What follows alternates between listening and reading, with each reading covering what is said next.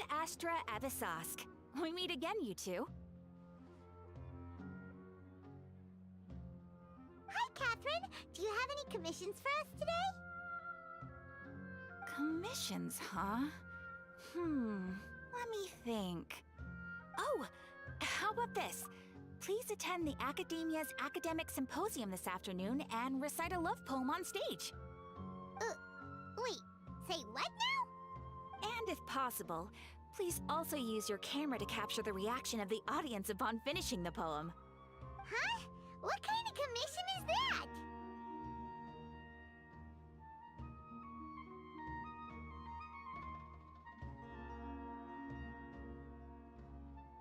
I see.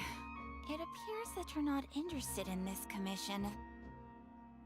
In that case, please go to Port Ormos and convince the Eremites there to spend some time volunteering at the local orphanage. Hey, that's not any better. I'm sure the mercenaries will have some interesting reactions as well. Paimon's gotta ask, just who exactly has been submitting these commissions to the Adventurers Guild? Oh, the commissioner? Well, actually, I just wanted to see the two of you in action. Was it so obvious? I was hoping you would actually take one of those commissions. That kind of chance to observe humans doesn't come by often. Ah, so it's Nahida. Paimon just knew Catherine wouldn't crack those kinds of jokes. When did you get into her head? From when she said, Ad Astra Abyssosque. So it's been you this whole time? Are you done resting up, Nahida? Yes. I've been sleeping ever since we parted ways, and I even had a really, really long dream.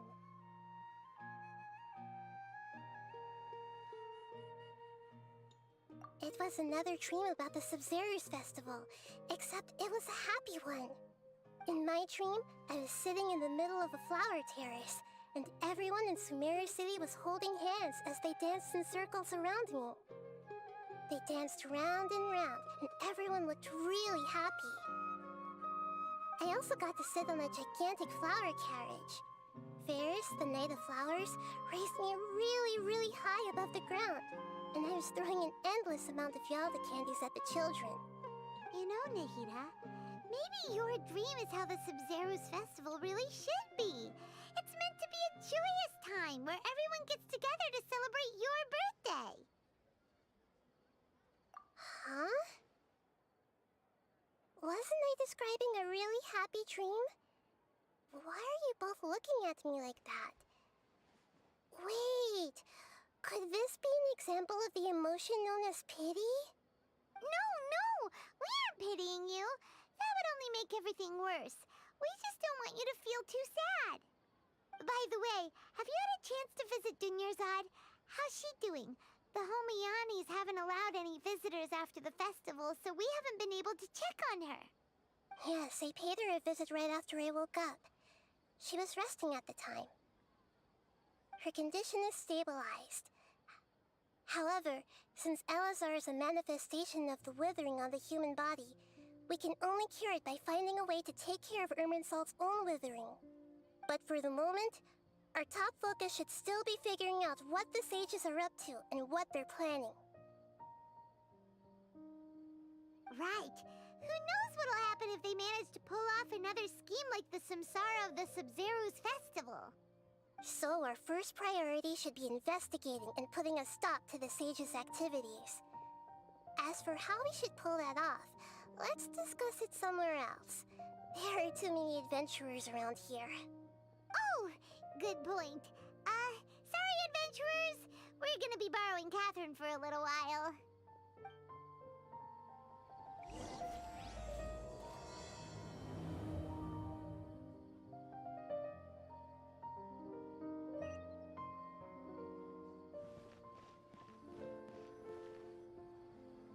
Let's continue our chat here.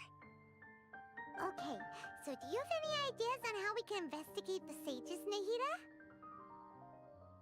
Actually, I've already done a little bit of work on that. But for now, I want to hear your thoughts.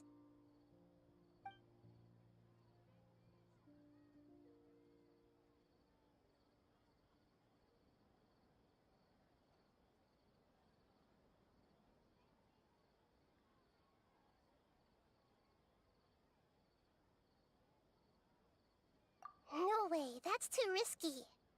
You mean it'd be too easy to get caught? No, it's not that. We shouldn't involve innocent students in this. A single mistake could completely ruin their lives. Doing that would be ignoring the safety of my people for my own selfish goals. How is that any different from what the sages are doing? That's a good point. Spoken like the god of Sumero.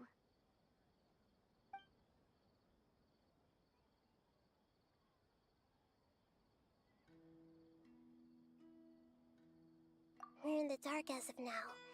Since we still don't know anything about their goals, any rash move could tip them off and lead to terrible consequences. After all, every person in Sumeri City is one of their hostages.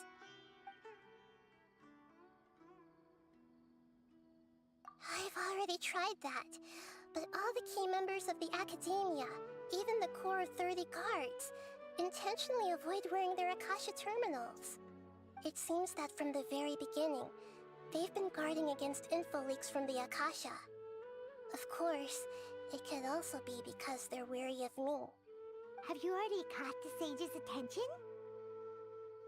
I'm guessing not yet, but distrusting me would make perfect sense if they've ever paid attention to the urban legends about me. In any case, I probably can't take over their minds directly.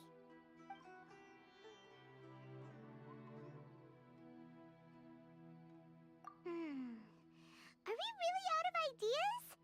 Nahida, you're super smart, so you already have something in mind, right? Don't keep us in suspense. Spill the beans already! According to a popular theory from the Vahumana Darshan of the Academia, rejecting impractical motions at the beginning of a planning session will give more weight to the actual proposal. Okay, but aren't you the god of wisdom? You don't have to use that kind of gimmick to make us take your ideas seriously. Well, I've been thinking that if I can't directly possess the leaders, and if I can't get ordinary people involved, then I should find someone who's already involved, but hasn't decided to side with the sages. You're saying we should recruit a spy?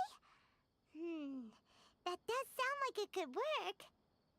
Oh, before coming back, we met someone named Alhaitham.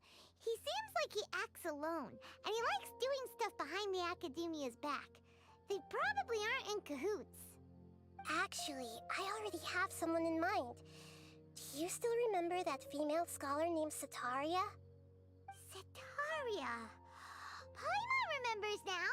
Isn't she the one who's always trailing behind the Grand Sage of the Academia? We ran into her basically every time the Sub-Zero's festival repeated itself. You could even say we're old enemies by now. Paimon still remembers the smug and mean way she always spoke to Nilou.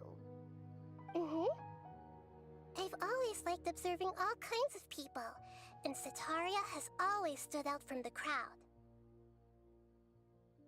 She was born in the desert, and was hailed as their greatest genius.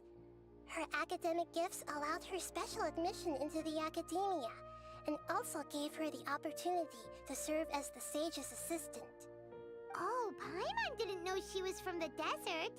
She must be pretty special then. Paimon feels like most of the desert dwellers around the city are working as mercenaries. The name Setaria means star. When she lived in the desert, she shone like the brightest star in the night sky. Later on, she was chosen by the sun. The star was given a place in the daytime sky to complement the sun's dazzling light. Soon after, the star witnessed the sun scorching the earth, which brought forth many disasters. The star began to waver. Instead of staying beside such a sun, wouldn't it be better to return and light up part of the night sky? But in the end, She couldn't give up the radiance of daytime. To cope with her shame, the star buried her guilt and closed her eyes.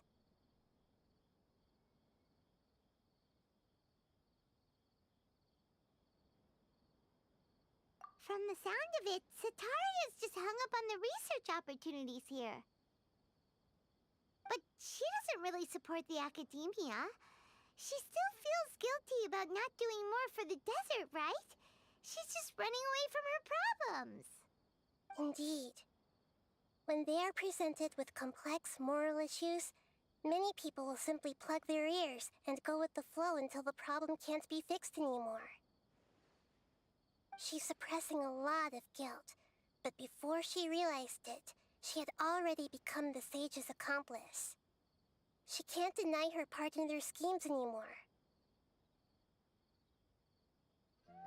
Right.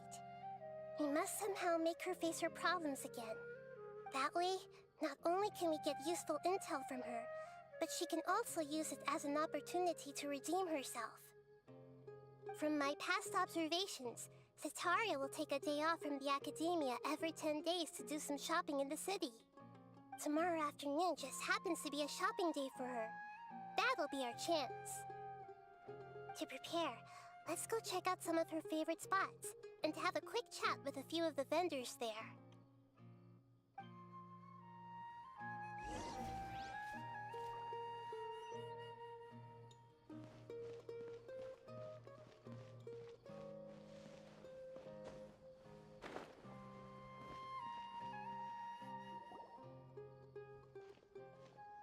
This should be Sataria's favorite fortune-telling spot. So should we ask the fortune teller about Sataria? No, I already have enough information on Sataria. The most important thing now is for you to pay attention to the vendor's talking style and key characteristics. Talking style and key characteristics? My poor lost lambs. Have you become troubled over your fates? The divine voice of wisdom often echoes between mine ears.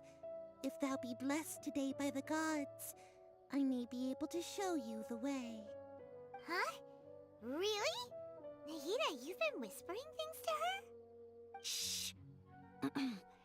My friend here has some doubts regarding his future. Can we get a fortune reading for him? Of course, of course. In that case...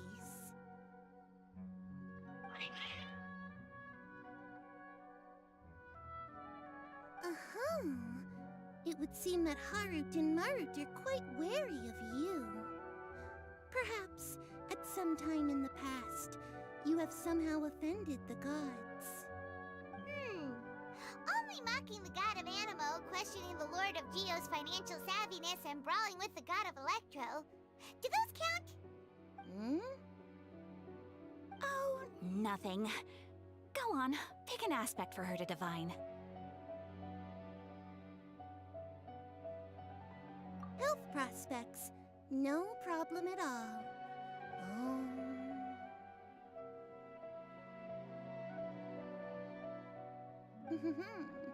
The gods have spoken. The truth shall be revealed. Your life shall continue on for many tens of thousands of years. Impossible. Harut, Marut, did you two spoil my divination? I've never read a fortune so absurd.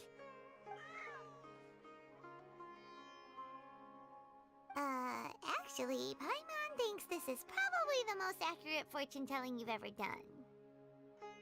I admit that the orientation of today's celestial matrix is, suboptimal. As such, there will be no charge. Is that so? Well, that can't be helped. If you were to bring some food offerings for Harut and Marut on your next visit, perhaps they could help you reverse the wheels of fate.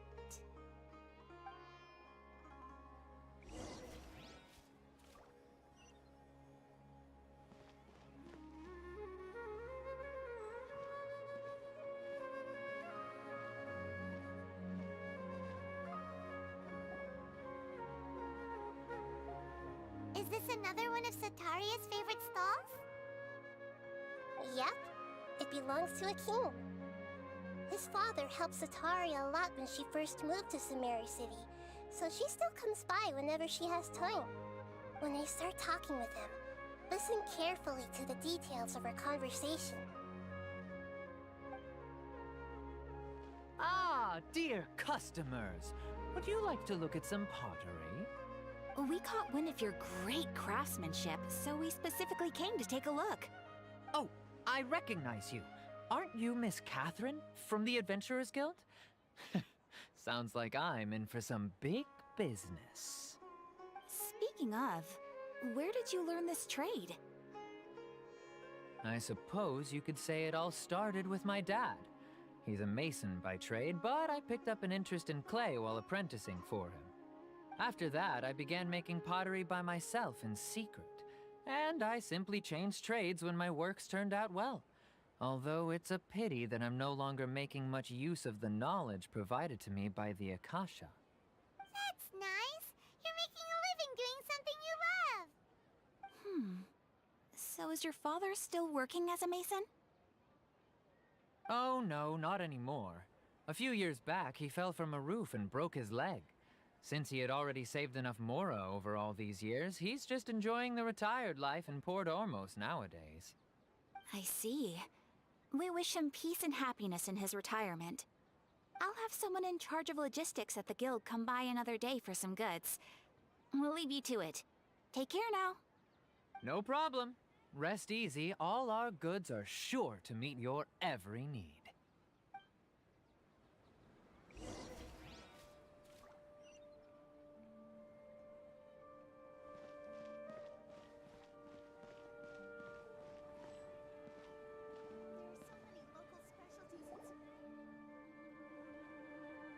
This should be our final stop.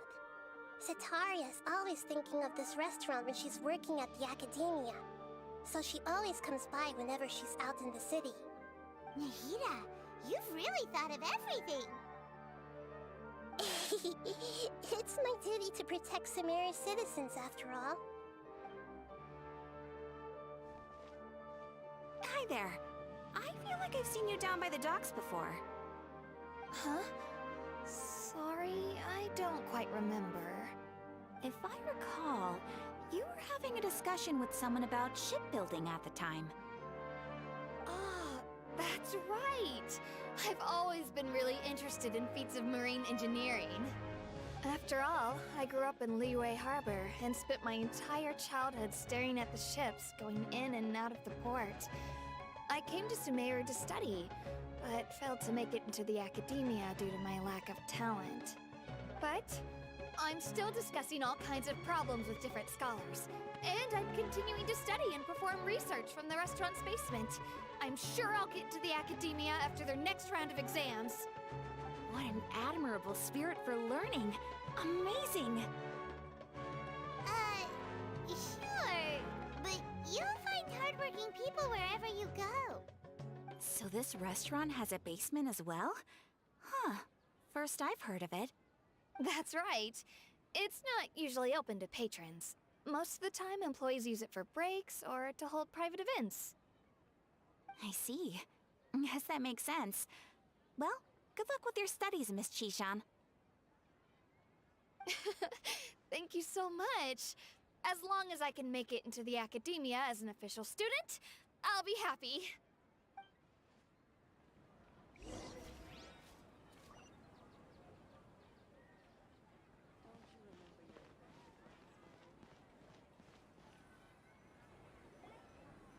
So, was that everybody?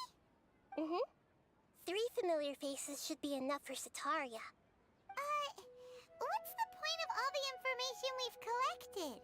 Nahida, you still haven't told us how you're planning to make Sataria face her problems. Sataria is already used to avoiding her problems, so we must find a way to break through her usual sensibilities.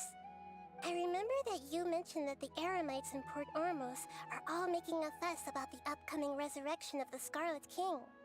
Although it's all just a boatload of nonsense, the fate of her homeland may turn out to be Sataria's soft spot. Oh, Paimon gets it now! You want to take advantage of the guilt Sataria feels about her homeland.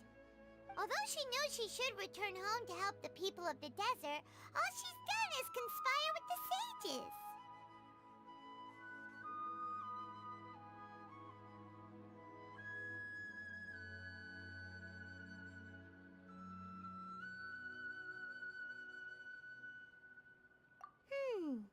So how do we set that up?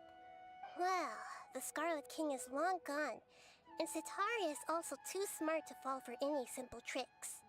If we simply engaged her under the guise of the Scarlet King's believers, she would definitely be wary of us, and we may not get anywhere.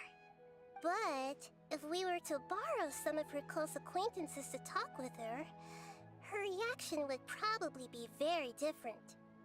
So, you mean you're going to possess those people we just talked to? Yep. Possess them through the Akasha. Imply that they've already converted to the faith of the Scarlet King. And then convey our made-up will of the Scarlet King. As long as everything goes smoothly, we'll get through to Sataria for sure. She'll never guess that we had anything to do with it. So that's how you're going to use all the info we collected on these people. It's so that you won't slip up and break form. Possessing them will only work if you can manage to pass off as them. Exactly. So, best of luck with impersonating them. Huh? Best of luck? But we don't know how to possess anyone. That's no problem at all. I'll just share all their senses with you once I've possessed them. As long as you're also wearing an Akasha terminal, the effect will basically be as if you've possessed them yourself. Huh. That is pretty convenient. But why does he have to do this? Can't you do it yourself? Although I've been observing humans for a while, I've never been good at imitating them. You're not wrong. It's always been painfully obvious whenever you try to pass as Catherine. If it was at all possible, I would have preferred to leave these people alone. But seeing how things are now, I probably should just accept it and push on. Yeah, don't beat yourself up over it. We're only doing this to help everyone, and we'll only be borrowing them for a little while anyway. Alright, then let's give it a go tomorrow afternoon.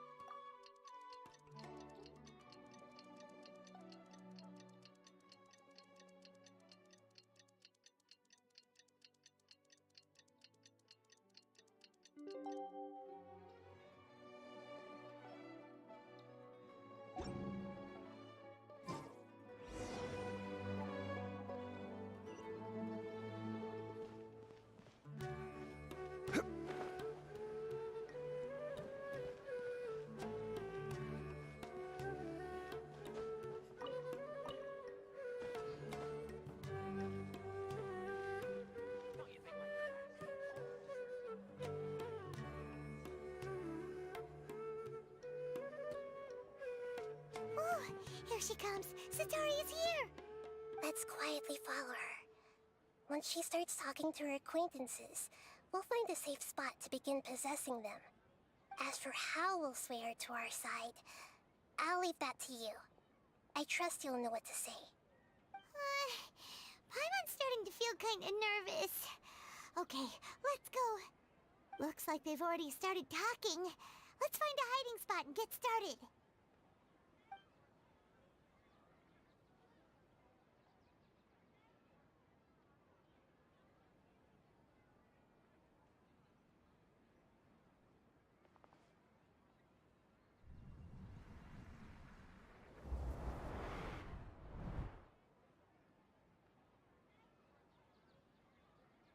That's right. You really can't force anything when it comes to love. And besides, everyone around me has a very different background and outlook. Are you still listening to me, Nabia? Oh, of course I'm listening. You were talking about troubles with your love life, right? I heard everything you said. Okay then. You just seemed a little distracted for a moment there.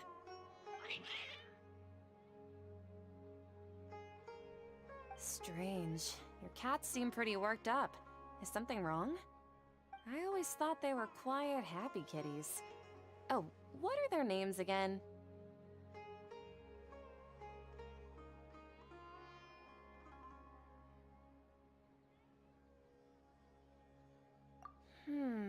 Are you sure?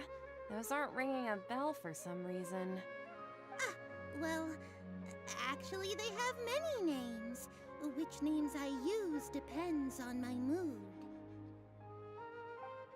Huh, I see. I imagine that must be hard for the kitties, too. Ahem. So, which fortune do you want me to read for you today? You must have come for another echo of the divine voice of wisdom. I'd like to get another reading on my love prospects, but to be perfectly honest with you, I feel like I've been a real mess recently. A mess? Well, could you do a reading on how long it'll take me to finish my current project at work? I really just want to get it over with. I hear you. No problem at all. The gods will reveal the truth.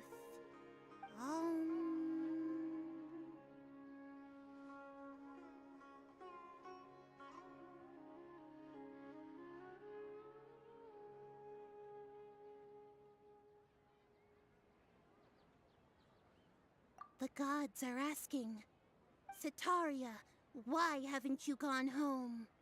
Why haven't I gone home? Do the gods really know everything I've been thinking about? Setaria, why don't you just go home? It's a demand now instead of a question. The gods seem to be truly upset. I'm sorry. I know I failed the gods. Please pass on my most sincere apologies and ask for their divine forgiveness. And if I may ask, Nabia, is there a specific god who's speaking to you right now?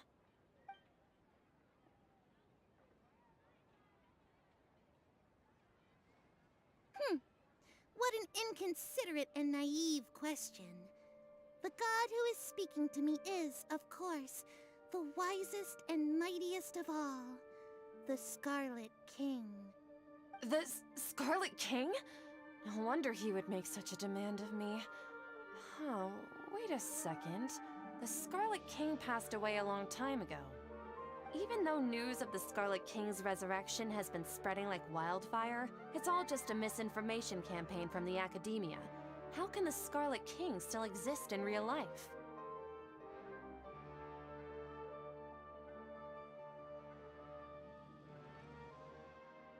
What insolence!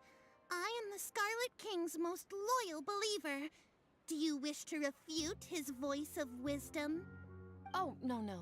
As a child of the desert, I am only reveling in his power upon learning that his divine glory has touched even this city. I will think very carefully about his demand of me. I'm sorry, I must go now. Wait!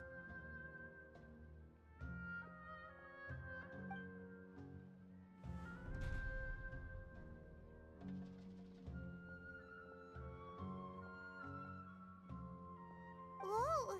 She just ran off in a hurry. She looked pretty upset, too. Well done. Setaria didn't seem to suspect anything amiss. To have something she's been trying desperately to avoid show up out of nowhere and berate her, that must have shaken her to the core. Aw, Nahida, it seems like you understand human emotions really well after all. All I know are some abstract Harvard-taught theories. And in any case, my time with you has shown a lot of them to be utterly useless. I'm still trying to make sense of everything. Anyway, enough of that. Let's hurry and catch up to Setaria. She's at Akeem's now, right on cue. Let's get ready to possess him right away!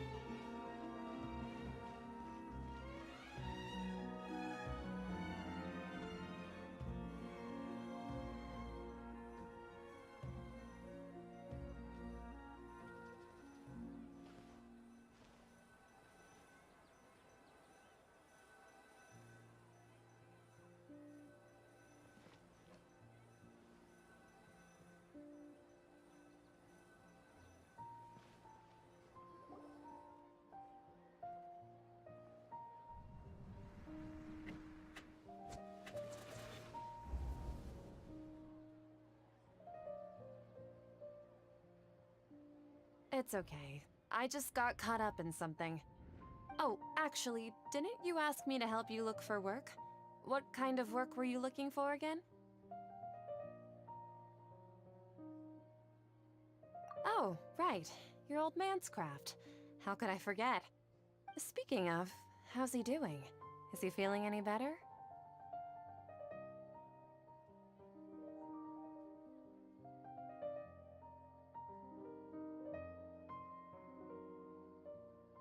Huh? Wasn't he nursing a leg injury? If I recall correctly, his strong arms had always been his pride and joy. He sprained his arm a while back while trying to show off his strength. I thought you'd heard.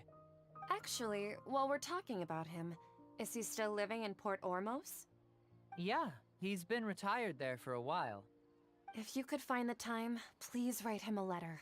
Please pass on that recently, faith in the Scarlet King has taken root in Port Ormos and has begun to spread across Sumeru. He has a quick temper and has always been a devout follower of the Dendro Archon. I don't want him to get into a fight with those Scarlet King believers because of a difference in beliefs. Oh? So who are you siding with in all of this? The Academia or the Scarlet King? I'm so jealous of you. You were born a child of the desert, yet you chose to betray the Scarlet King, and now you spend all your time with those crooks from the Academia. Akeem, you don't mean you've also become a believer of the Scarlet King? What's so strange about becoming a believer of the wise Scarlet King? In fact, aren't you the strange one? The one who still can't pick a side? Can't pick a side? Me? Whoa! Paimon had no idea you'd be so good at this!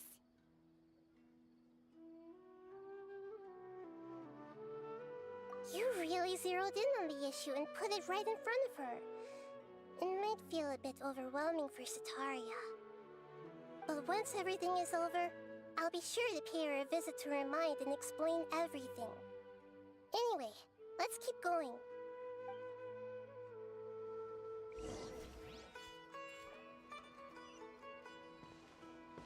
Come on! Sataria's already started talking with Shishan!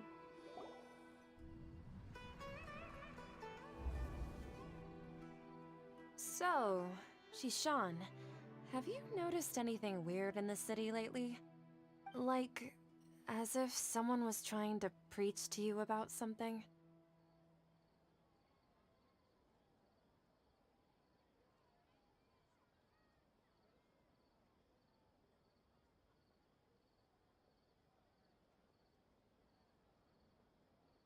Oh, right. Speaking of strange things, I celebrated the Sub-Zerus festival so many times that I lost count. That was really weird. Wait, how could you be aware of that? That should be impossible. Nothing in the report indicated anything like that. Are you still failing to realize that the Academia's lowly tricks could never deceive all of Sumeru's citizens? Shishan, don't tell me that you've converted to the Scarlet King as well! What an absurd question. You make it sound like I should be ashamed for becoming a believer of the Scarlet King. In reality, shouldn't you be the one who is ashamed? You, who works side by side with the Academia and treated people as nothing more than experimental subjects? Please, please stop! Even now, Sataria's still trying to run from her problems.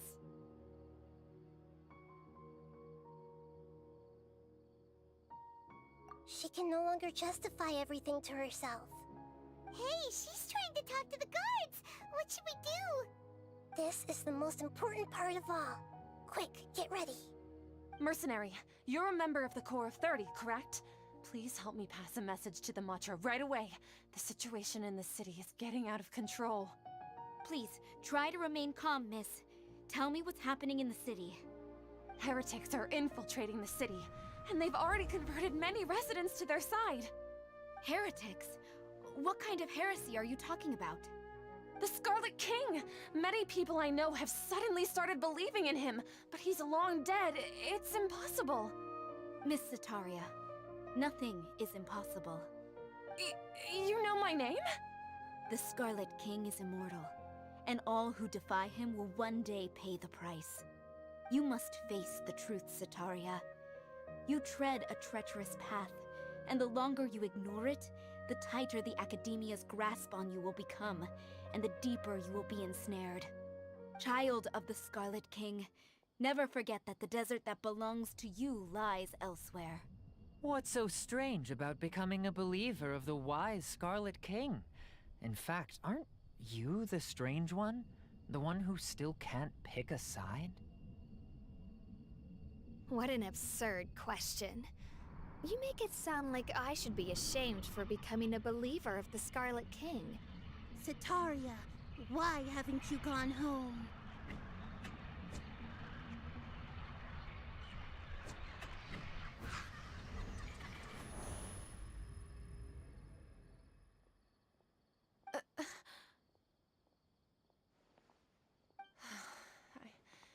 It seems that no matter where I run, I only keep finding more believers of the Scarlet King. I have to say, this is a familiar feeling. I've also been running from my guilt this whole time. Guilt over my part in the Sage's plans, and from ignoring the letters from the children of my homeland. But no matter how much I may try to ignore or get rid of it, my guilt always comes back.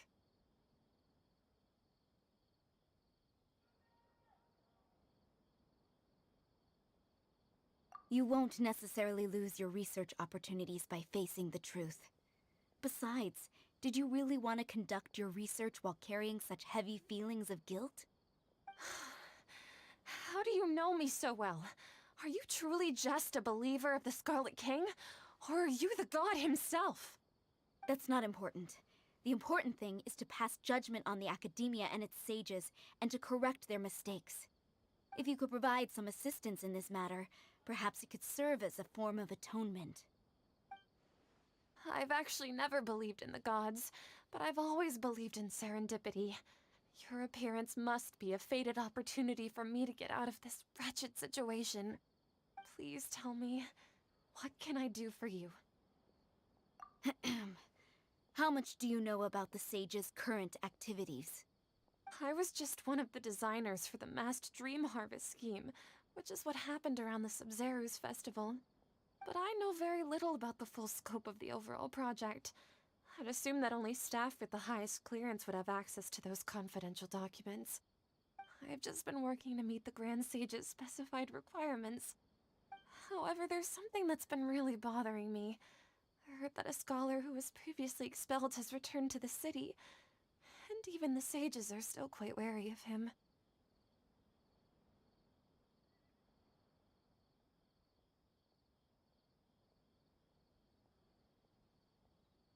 To fight against the Academia, we will need to figure out the nature and the purpose of their work. Is there a way for us to get access to the confidential documents you mentioned? It should be possible if we're willing to take some risks. After all, I'm an assistant to the Grand Sage, and I've been working on many tasks outside of the project. One thing, though, I won't be able to transfer the documents to you through the Akasha once I get my hands on them. The sages have always closely monitored all activities within the Akasha. Let me see... let's use the most primitive method. Send someone to pick up the documents tomorrow evening at the Academia entrance. The Academia entrance. Wouldn't that be too conspicuous? Don't worry about that. I assure you, this won't be a trap. I'm only suggesting this location because it'll draw more scrutiny for me to leave the Academia again. It'll be safest for me to distract the guards long enough to hand you the documents. All right, I trust you. So, if I were to successfully complete this task, would it mean I've atoned for my wrongdoings? That'll depend on the judgment of the Dendro Archon. The Dendro Archon. That's right. Her people are the ones we have endangered. As the God of Wisdom, she's also the one responsible for judging and guiding the scholars. Maybe it's time for me to find a god to believe in. Just as Nahida predicted, we've managed to bring Sataria to our side! The Traveler's execution was ingenious. He's the one who deserves all the praise. Well, now that we've made plans to meet again tomorrow evening, all we can do is pray for Sataria's mission to go off without a hitch. Pray? But if we're going to pray to the gods, aren't we just praying to you? God of wisdom and guardian of the scholars? No. The truth is the true guardian of scholars. I've always believed that. Anyway, let's meet again tomorrow evening at the Adventurers Guild.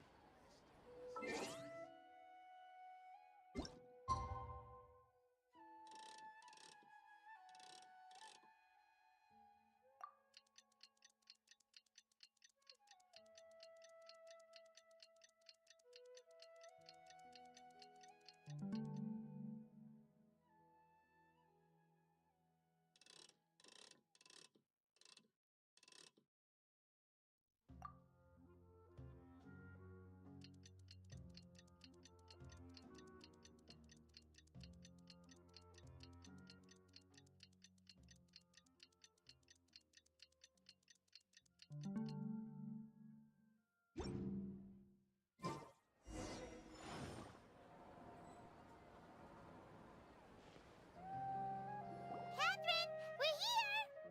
Oh, you are the other Catherine, right? That's right. I suppose I'm the other Catherine in your mind.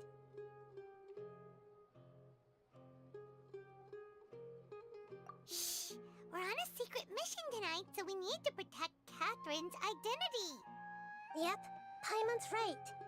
We cannot fully rule out the chance that the meetup tonight is just a trap. If something were to happen, my existence may be the only trump card we'll be able to play. After all, the Academia should still be unable to confirm the existence of my consciousness in the outside world. Yep, exactly. Just what Paimon was thinking.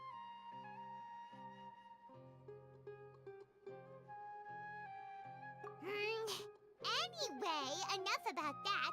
Let's just make sure to be on our guard.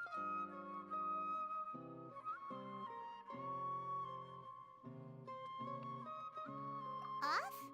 What do you feel is off? It's the middle of the night. Of course it's quiet.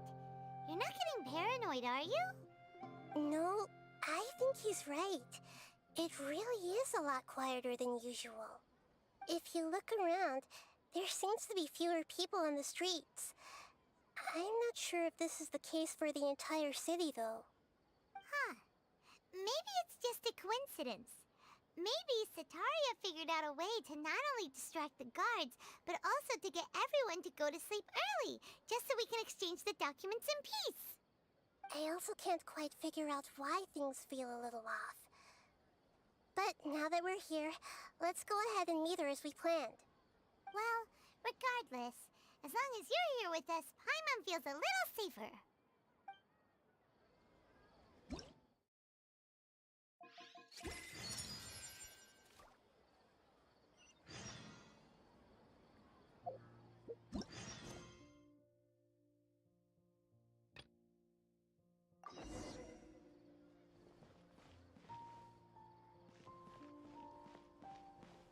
Huh.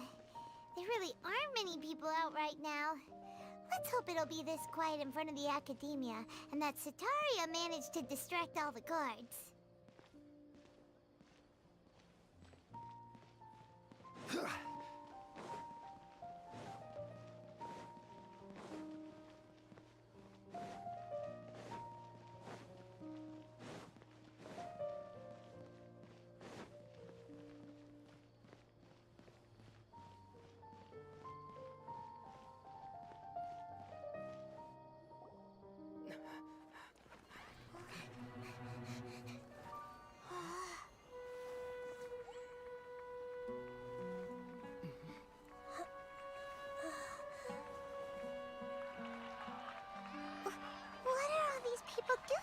at this hour of the night.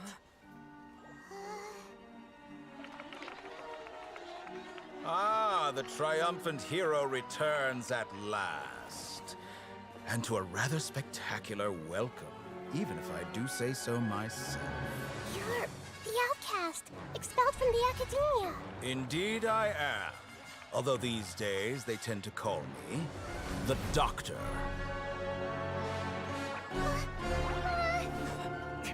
If you're looking for your researcher friend, she has already been taken into confinement. With some basic caution, she could have discovered the listening device on her person. Clearly, she lacks the degree of rigor expected of a true scholar.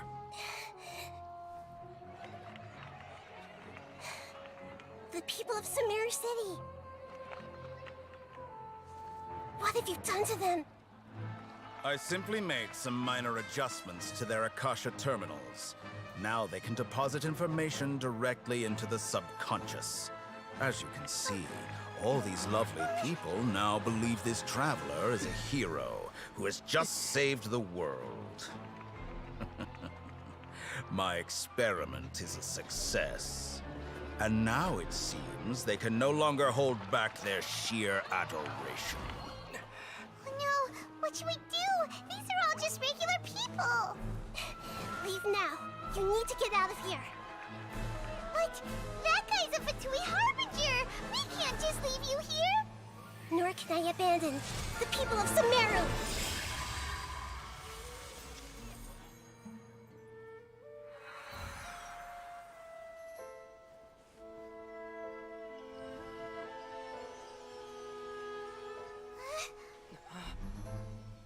Don't worry.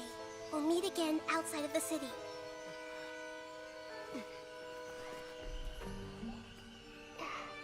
I see. You appear to have overridden their mental faculties with your own consciousness. To possess such a powerful mind, you must be the god of wisdom.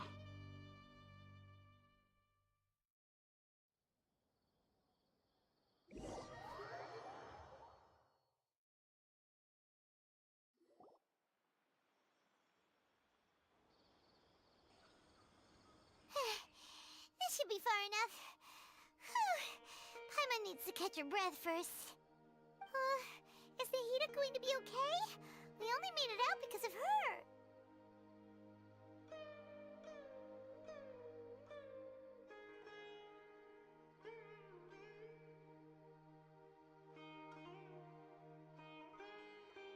Paimon wasn't counting on running into a new Harbinger here, let alone such a high-ranking one. That guy was number 2. So scary. He called himself the Doctor. Remember, Tainari told us about him. Sataria did say that someone who once got expelled from the academia came back recently. And that even the sages are wary of him. Yep. Sounds like she must have been talking about the Doctor.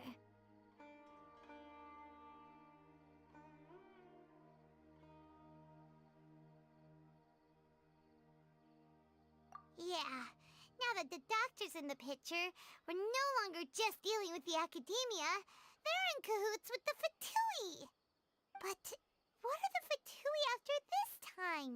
Another Gnosis?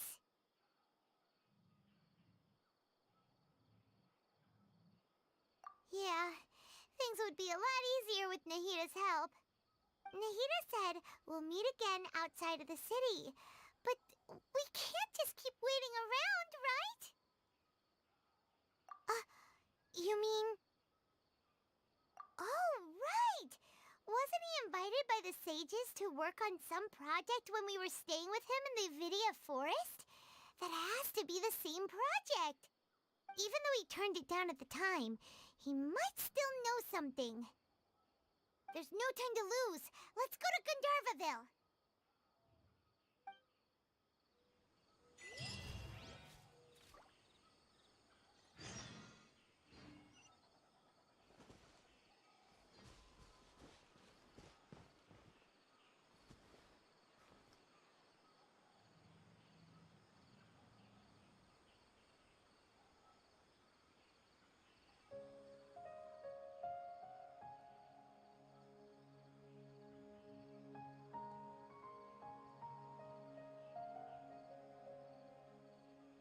Osmanthus wine tastes the same as I remember. But where are those who share the memory?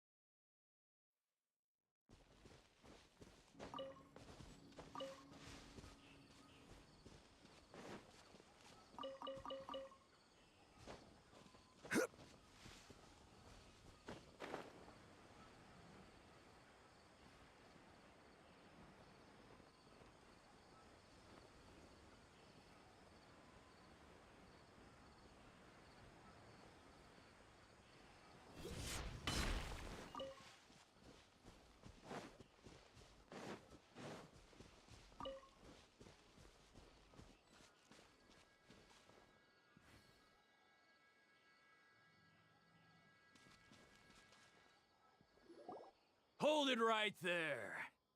A blonde-haired traveler and a floating fairy. We've got you all right. Take a look around. You've fallen right into our trap. Are you mercenaries from the Corps of 30? Did you come here to arrest us? Corps of 30? We're nothing like those government lapdogs who don't even get scraps for their work. We are an elite brigade that commands the highest commission rate in all of Sumeru. We're here on the orders of a client known only as the Outcast. The Outcast? An outcast from the Academia? But why wouldn't the doctor just send the Fatui after us?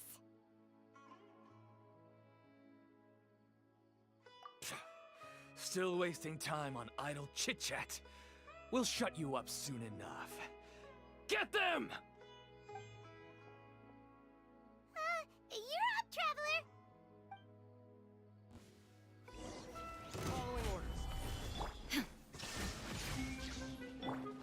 Shaken and stirred! No touching! Take that! Need more.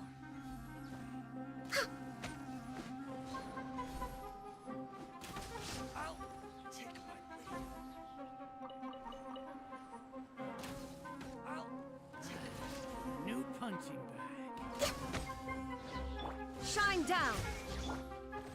Quake!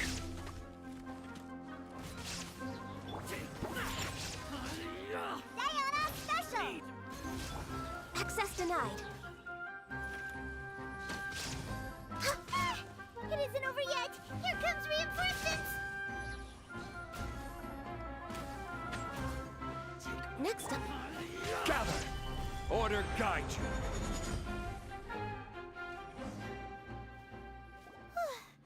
That was pretty rough.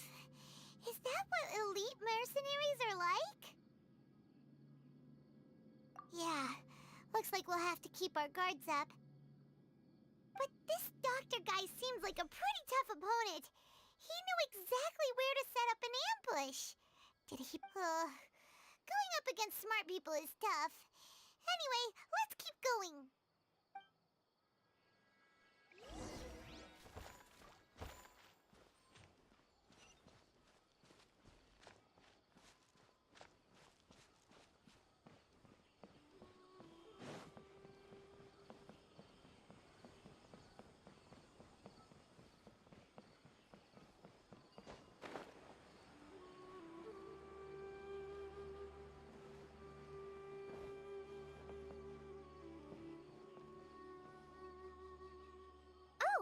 The Traveler and Paimon.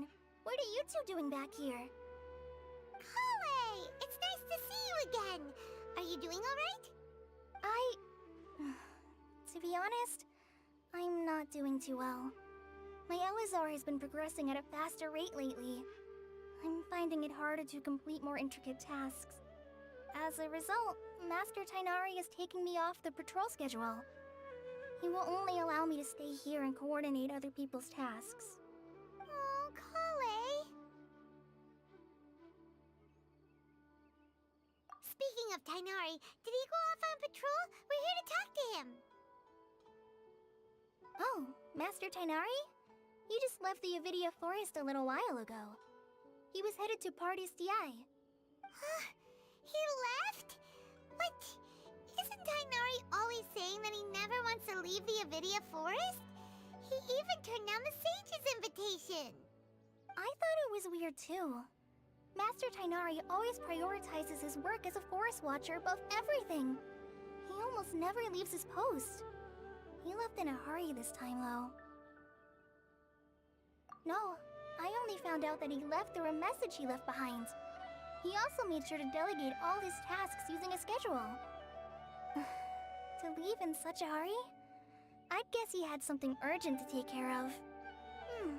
Master Tainari originally studied in the Immorta Darshan of the Academia, and Partis DI is something like the Immorta's research base. Many rare shrubs and grasses have been planted there for research. I know that before he became a forest watcher, Master Tainari once spent a long time conducting research at Partis DI. A research base, huh? Gotta wonder what kind of research Tainari just decided to work on all of a sudden. Oh, we don't have a lot of time, so let's go look for him at Partis DI.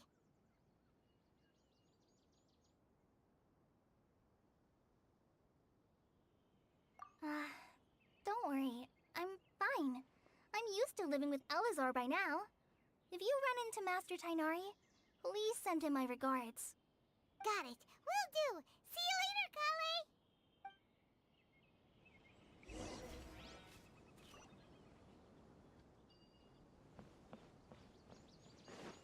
Our recent catch was great.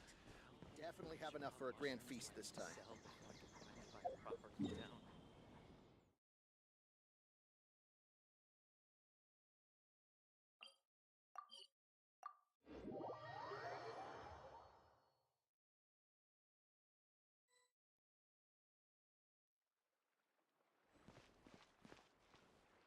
Wait! Look who it is! Thank goodness you're okay. We were so worried about you.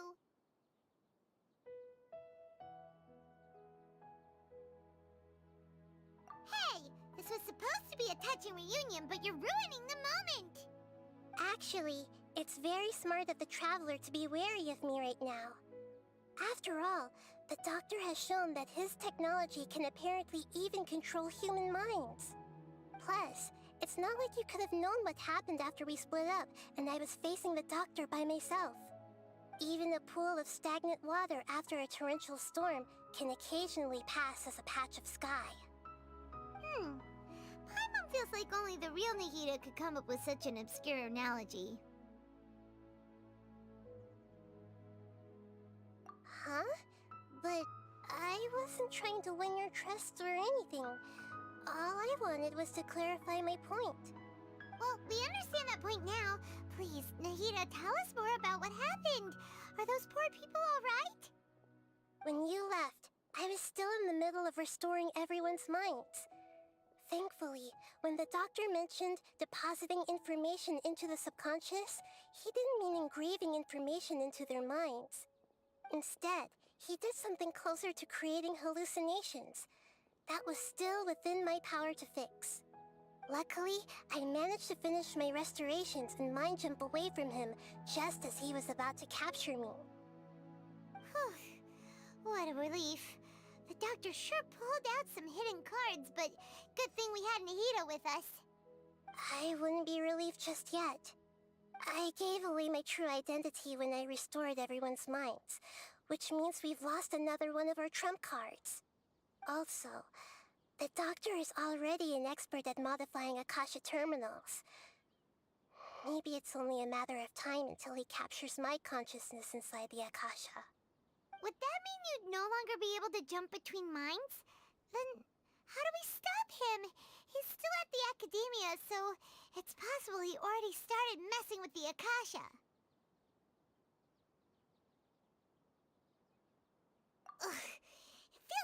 toying with us. What a nasty piece of work. Plus, the doctor's combat ability alone is apparently enough to make him worthy of being number 2 of the Fatui. We shouldn't give up hope just yet. Let's try to find another way to attack this problem. Actually, Nahida, how did you know we were trying to get to Party's DI? Have you been waiting for us? Yes, I have. I can see the traveler's elemental energy, so I deduced your destination by looking at the direction you were moving in. You didn't come here for sightseeing, right? Did you find any leads? We're looking for a scholar we know. His name is Tainari, and the sages once tried to reach out to him. Why don't you come inside with us and see what we can find? Okay, let's just hope we won't get him into trouble.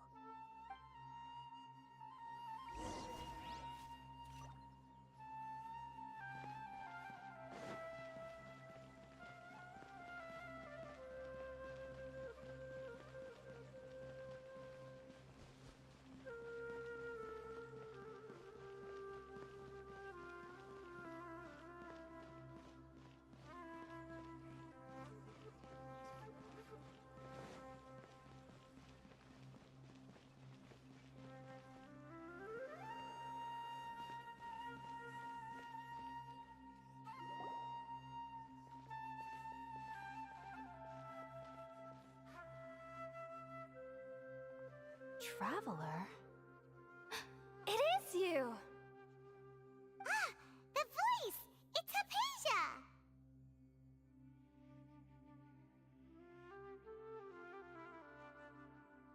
Ah, what a pleasant surprise! It's so nice to see the two of you again. Who's this?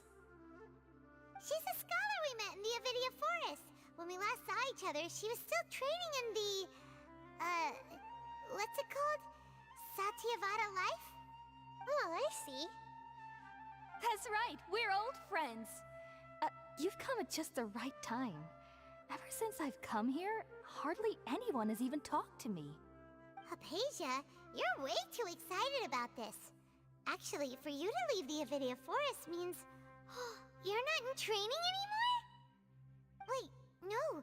Did you already finish your training and reach Pariporna life? What do you think? My consciousness has already managed to make contact with the divine. You did it! Congratulations!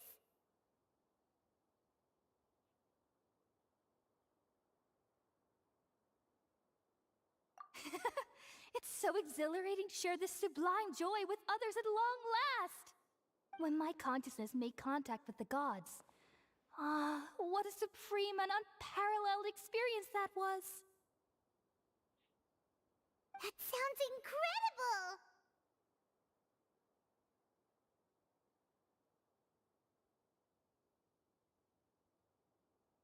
Oh, all right. Actually, please wait. I haven't forgotten my promise to you. Remember? I promised to help you understand what you saw from Irminsul once I gained deeper insights. My current self has not only gained true insight, but I can even help you establish a direct connection to the consciousness of the divine. You can do that? I've never heard of anything like that, but if you want to give it a try, I'll do my best to protect your consciousness during the process. Hold on. I brought some spirit borneal with me. This is still a crucial part of the ceremony. We're using that incense again? All right now. Hold my hand. I'll help you establish a pathway to connect your consciousness. Okay. Ready?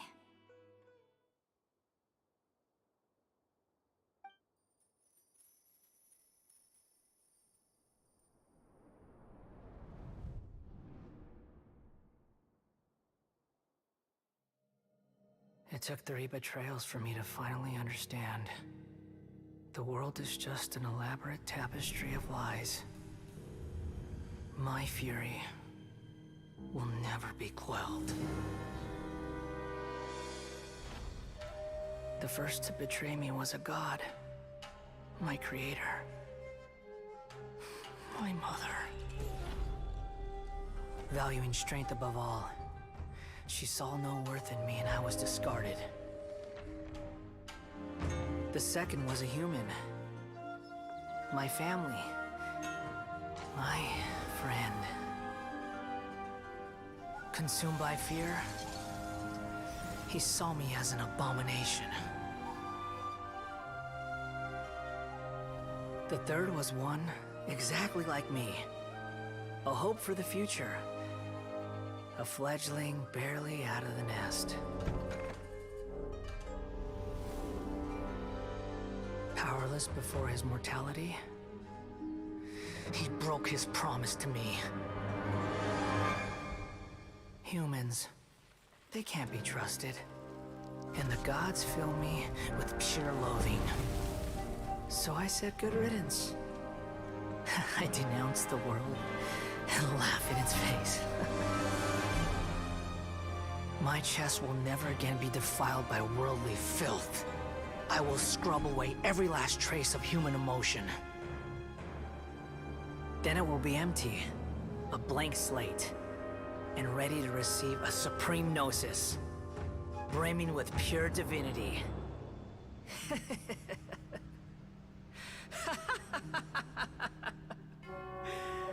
There is no need to fear.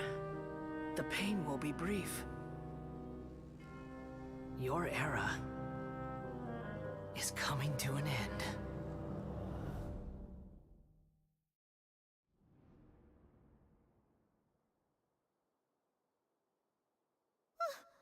What was that?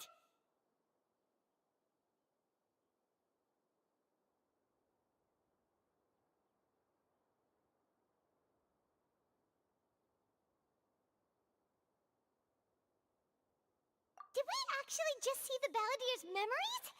Everything matches what we know about him. But how is he connected to the divine consciousness that Hypatia was talking about? You saw it, right? You felt it, right? Such a majestic god! Such a noble will! Such sublime emotion! Alas, shame. If only that which beats within my chest wasn't a filthy mortal heart. Oh, great and merciful God, please grant me forgiveness and salvation. Do you understand now? I'm afraid this is no Puripurna life, but rather...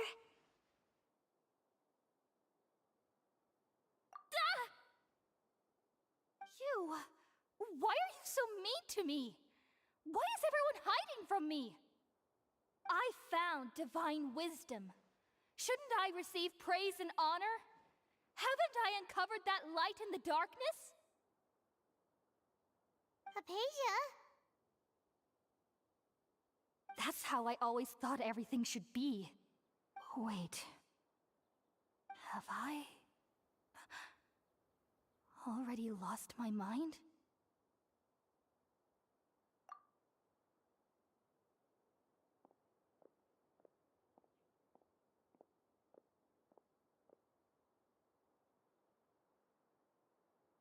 Wait, something isn't right.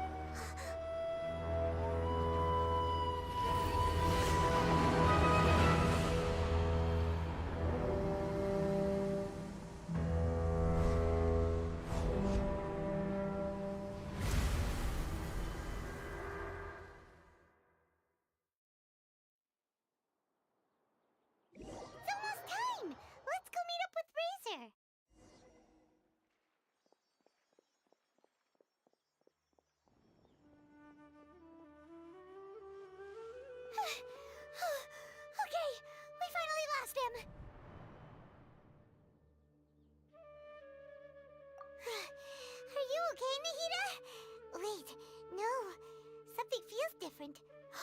You're back! Oh, the Traveler's back? Nahida was controlling your body for a while. It seemed like she jumped over to you as an emergency measure right before the Catherine puppet was destroyed. After that, Tainari heard the commotion and came over. He helped us defeat the mercenaries and then he ran with us all the way here.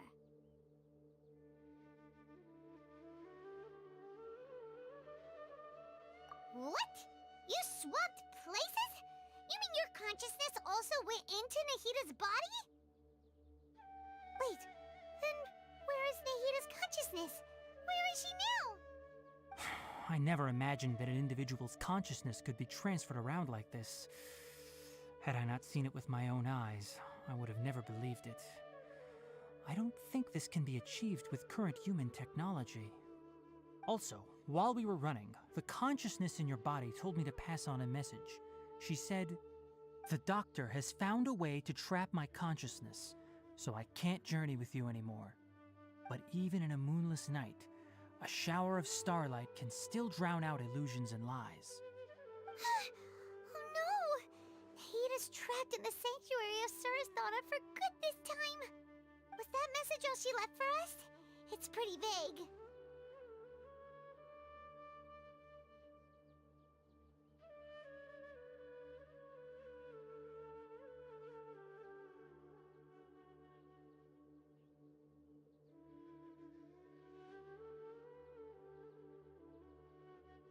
Oh, that makes sense. Since the doctor captured her, she won't be able to say anything without him knowing. She's being extra careful. Even in a moonless night, a shower of starlight can still drown out illusions and lies. Huh. Paimon knows the moon illusions and lies are from the alchemical divination at the Sub-Zero's festival. Didn't Nahida use a starlight analogy before? It had something to do with Sataria.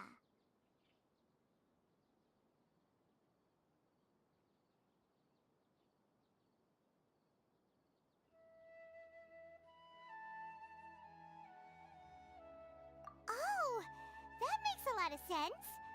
Huh. Do you think Nahida was telling us to go find help in the desert? But she isn't with us anymore. Think we'll be okay? Paimon, you said Sanctuary of Surasthana. Does this mean that this Nahida you're talking about, the consciousness who was occupying the Traveler's body, is the Dendro Archon? Your guess is correct, but the situation's a bit complicated, so it's really hard for us to explain right now. That's all right. A scholar's curiosity doesn't need to be appeased right away. As for the complicated nature of the situation, safe to say I have witnessed that for myself. I've spent some time with you, and it looks like the Dendro Archon's also on your side, so I trust you. Thank you, Tainari. Oh, actually, we came here to ask you a question. What do you know about the project that the sages have been working on? Ah, that. While I was indeed invited to join that project, the sages were always secretive about its scope and goals, so I eventually declined. All I know is that that project has something to do with the restoration of Irminsul.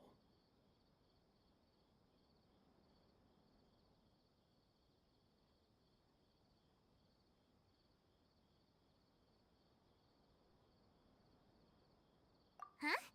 Did you see something when you were in Nahida's body?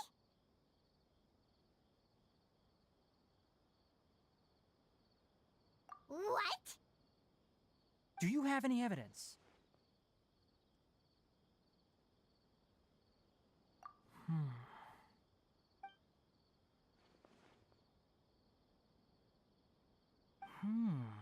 So that's what happened. That explains why Hypatia's symptoms were different from those of the other scholars who went mad. It's because she made contact with the consciousness of a new god who is still in the process of being born. Tainari, did you leave the Avidia Forest because of Hypatia? I did. I noticed Hypatia's mental anomalies, But since her symptoms were rather atypical, I secretly took her to Party's DI and began searching for a way to return her to her normal self. If I didn't take action, Hypatia would have already been taken by the Matra to the desert, doomed to a life of exile at Aru village. Now that you mention it, I knew the Academia has never thought particularly highly of Lesser Lord Kusanali, but I still didn't expect them to do something as arrogant as creating a new god. Looks like I made the right decision by not accepting their invitation.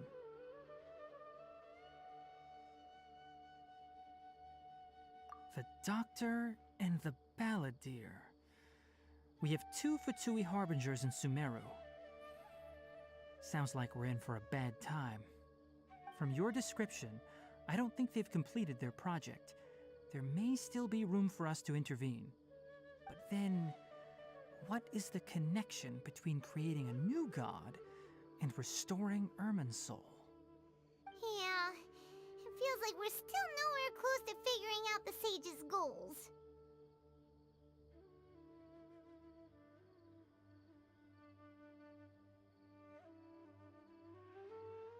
Right, we've pretty much gone over everything we need to know, so we should head out. How about you, Tighnari? What are you going to do? I'll stay here for now. I still want to try a few more things to help Hypatia. If you're planning to go into the desert, start by heading for Caravan Rabat. That'll be your fastest route. Come find me here if there's anything else I can do to help. May the spirit of wisdom go with you. Thanks, Tighnari. Hopefully Hypatia will feel better soon. We're off then. The meeting spot is on the bank of Cider Lake. You know the way, right?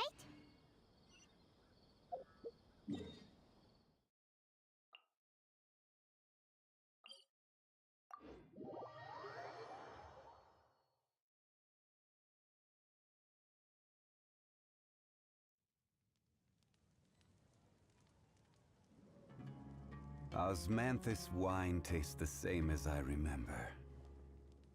But where are those who share the memory?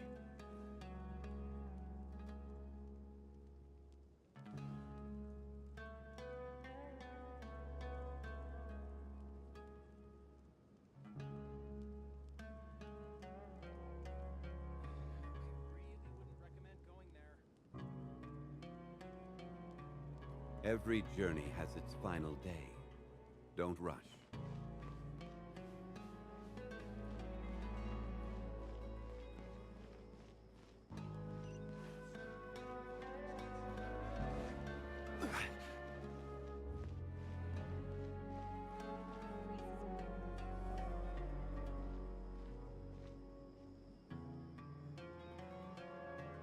We finally made it to Caravan Rabat.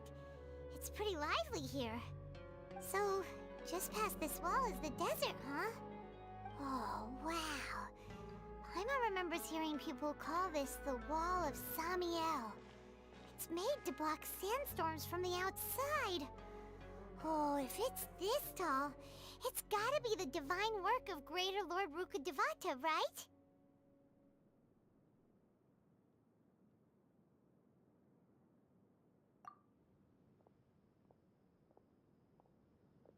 Enough gawking. Come on, follow me. Huh? Over here. Oh, Hatham went that way! Let's hurry up and follow him. Wonder what he's up to.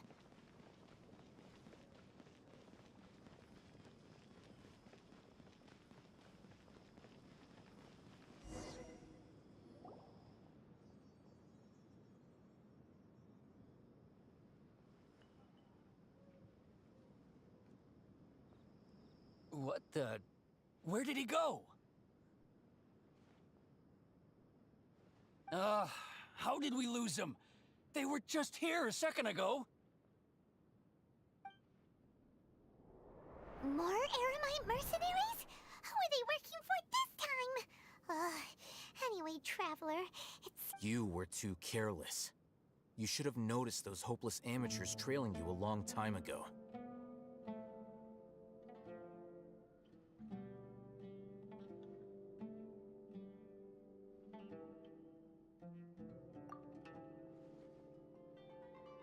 There's no need to thank me. I've never cared to keep track of personal favors. All I did was correct a mistake I happened to come across. It's a habit I developed at the academia. You really gave Paimon a scare, Alhaitham. We never thought we'd run into you here. Last time we met at Port Ormos, didn't you say you were going back to the academia? Wait, don't tell Paimon that you're here to take us back on their orders!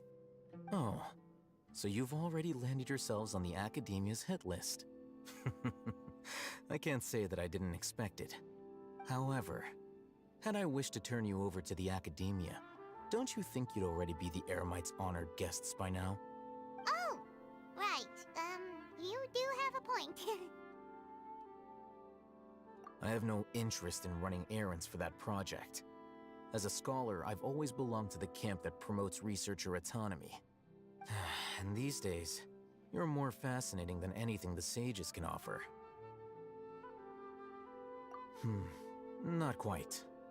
To tell you the truth, I'm still investigating the Divine Knowledge Capsule. Unfortunately, I've run into some difficulties. Everyone says the capsule originated in the desert and was eventually moved to Port Ormos. If I am to get to the bottom of this, I must understand how the capsule first came to be. Which brings me back to you, and why you're so interesting. The leader of Ain al-Ahmar used the Divine Knowledge Capsule right in front of you, and upon seeing him, your expression became perplexed, and you were lost in thought for quite some time. To have that kind of reaction, I think you must have realized something. Are you interested at all in sharing what you've been hiding from me?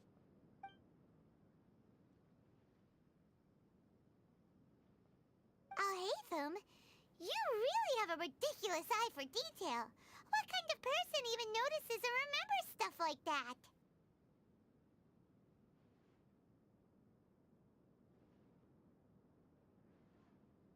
So that's your answer. Well, I do work for the academia after all.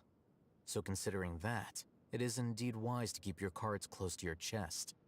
But that does prove you do have some undisclosed information about the Divine Knowledge Capsule. Am I right? No matter. Rather than simply learning the answers from you, I'd still prefer to investigate on my own. Speaking of, you two are also headed to the desert? That's right! We have the same plan as you! But we don't really have any concrete goals at the moment. Then I'd suggest starting with Aru Village. It's the largest settlement in the desert, so it'll probably have more resources and intel than anywhere else. Well, would you like to head there together?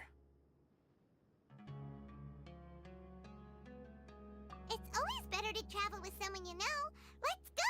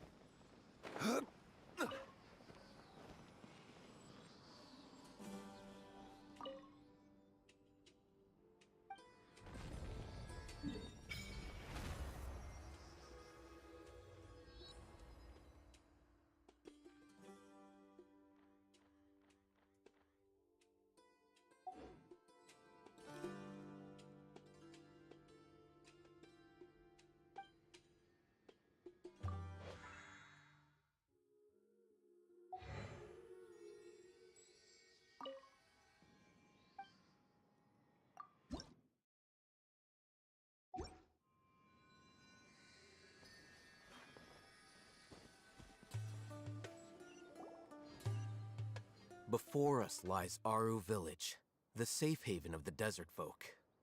Whoa, this landscape is really something else. What a cool place! Let's go check it out!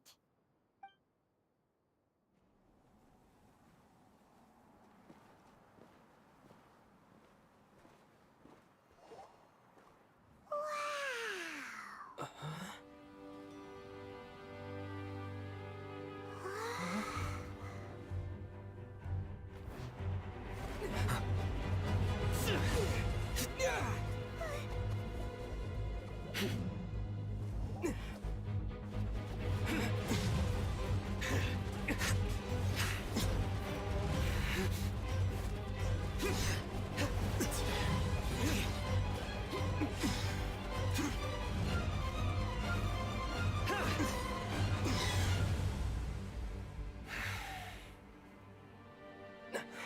Sino.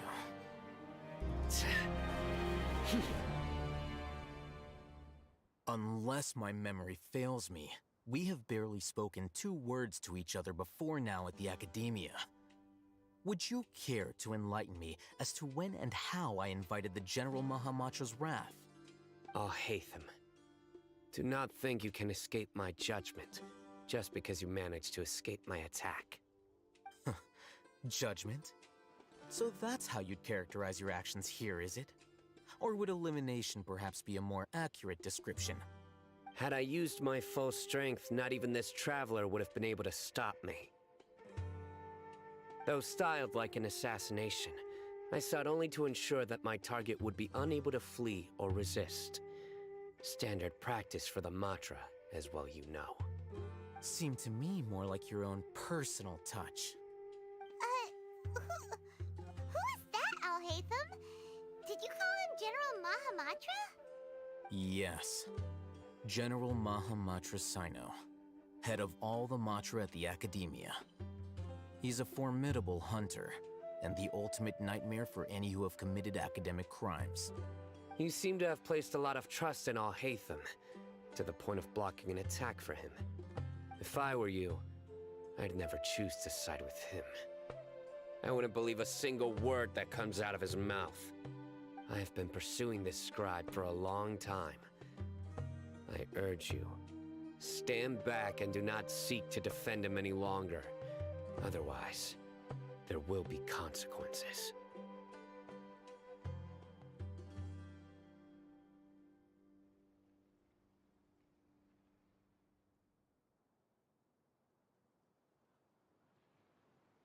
Has Alhaitham done something wrong? Paimon doesn't think he's as bad as you've made him out to be.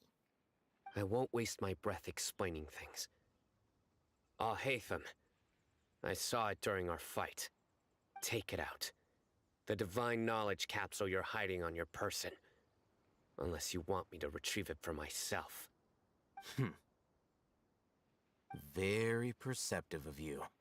Nothing escapes a Matra's senses. Wait, the divine knowledge capsule? Didn't it fall into the Matra's hands in Port Ormos?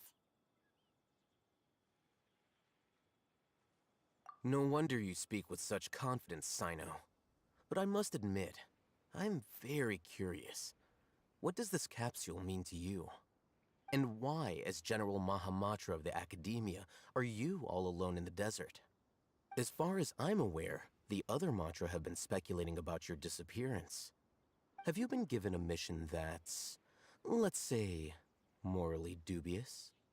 If I was the real target of your mission, what was stopping you from simply using your authority and resources to judge me within the walls of the Academia?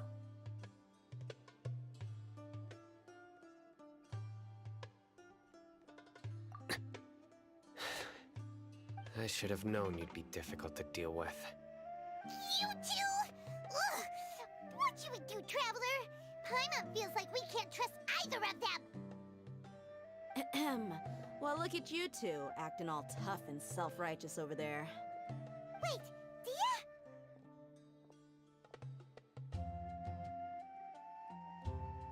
Great! Finally, someone that we can trust! You gotta help us out here, otherwise these two are gonna start fighting again! Yeah, sure looks that way. Two giants from the academia duking it out once and for all. Not something you get to see every day, that's for sure. Listen, I know you academic types love to fill up your big brains with self-righteous morality and lord your empty rules and virtues over each other. But how dare you bring your petty disputes into the safe haven of Aru Village? It seems like someone's gonna have to beat some sense into your thick skulls until you finally learn to respect these grounds.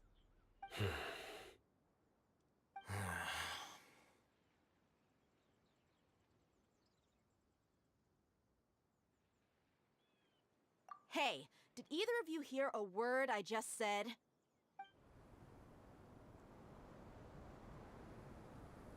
Whoa, what's going on? The wind's so strong. Is this a sandstorm? Paimon's gonna get blown away! Another sandstorm? What's up with these recently? Hey! All of you, over here, quickly! We have to take cover!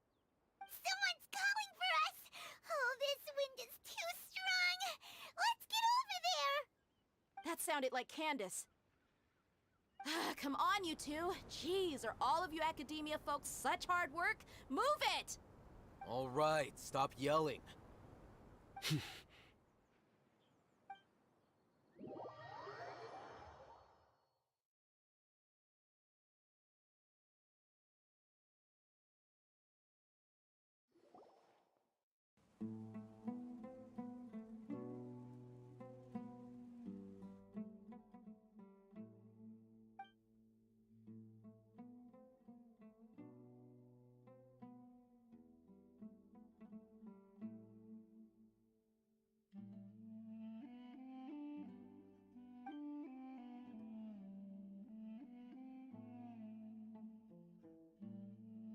Well, this is pretty awkward. Hey, wanna play sardines with three people who wanna tear each other limb from limb? Sure, why not? Sounds fun. The air is so thick and heavy. Paimon can hardly keep floating anymore. My sincere apologies, everyone. This is the home of our village chief. I will have to ask you to make do with this small room until the sandstorm dies down. Please, let me introduce myself. I am Candace, protector of Aru Village. Our savior has come at last! Nice to meet you, Candace. The name's Paimon. Thank you so much for helping us.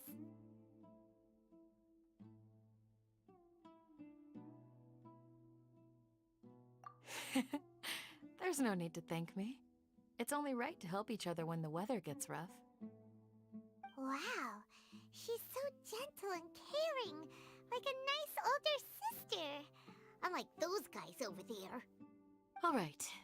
Now that we're all better acquainted, we should return to the topic at hand. As a guardian charged with the responsibility to protect my fellow villagers from harm, I was observing your conflict from afar, even before the sandstorm started. And now that you have set foot within our village itself, it is all the more my responsibility to make absolutely sure that you pose no threat whatsoever to us. So please, have an honest and sincere conversation with one another, and put your hostile feelings to rest. If anyone dares to start anything again while they are under this roof, I will not hesitate to send them out for some quality time with the creatures of the sandstorm. Oh, on second thought, Paimon may have misjudged Candace's character. And that goes for you too, Miss Dia. Do I make myself clear? All right, we got it, Candace. That's what I like to hear. So, which of you will begin? I was supposed to be a mediator, but I might have gotten a little too involved just now.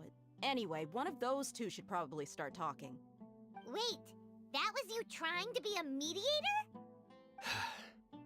I have nothing to hide, so there's no shame in explaining myself. While Al-Haytham wasn't wrong about the other Matra not knowing my whereabouts, it's not because I've been assigned a morally dubious mission. Rather, I've chosen to exile myself. Huh? Exile yourself? A little while ago, I discovered that there was data missing in the Academia's project planning and development files. What little they did report clearly did not match the project's actual progress.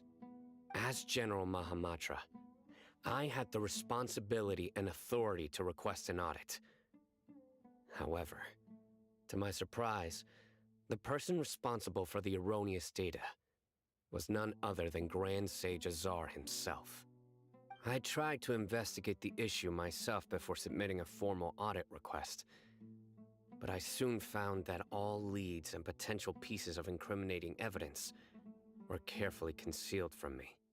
I began to realize that they were cautious of me from the very beginning. Unsurprisingly, the Grand Sage rejected my audit request as soon as the submission reached his desk. He even said to me, "The power of the General Mahamatra is granted by the sages. You have no right to judge us." So they really are up to no good.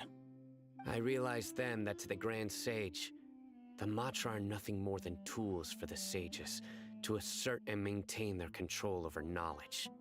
The vows that we took, the principles that we strive to uphold, they are meaningless to the academia of today. I believed it would be wise to flee the academia before the sages had a chance to take action against me. This way, they can no longer see nor predict my actions. I will never give up on this investigation. There's no need for someone else to give me power or authority. Once I find the truth, I will administer judgment by my own name. Sino seems to have the same goal as us. We're all investigating the sages. Plus, now that he's no longer the General Mahamatra, he somehow feels a lot less scary.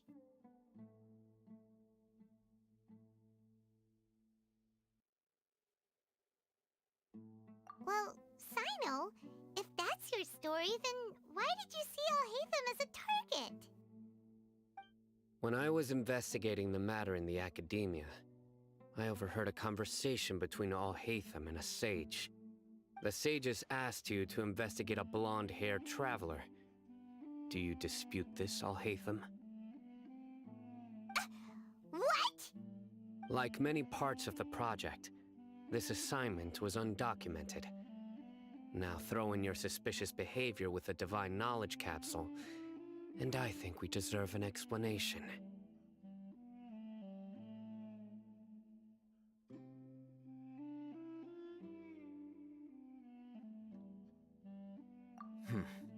Yes. I was indeed tasked with investigating the Traveler. Alhaitham! After all, the promised reward was so great that hardly any scholar could have refused. The sage told me, once you've completed this assignment, I can give you a glimpse of divine knowledge. A most enticing offer. Unfortunately, those academics don't know me at all.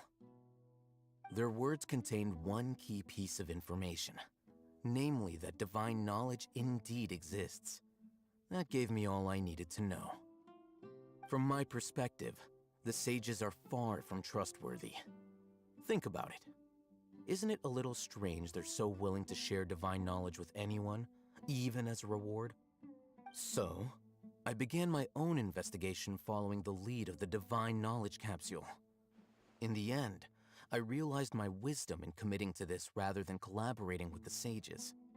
Had I been less guarded, I probably would have ended up like that Ain al-Ahmar mercenary, incapable of remaining sane for long enough to hold a conversation. You mean that the sages originally planned to dispose of you, using one of those capsules that drive people insane?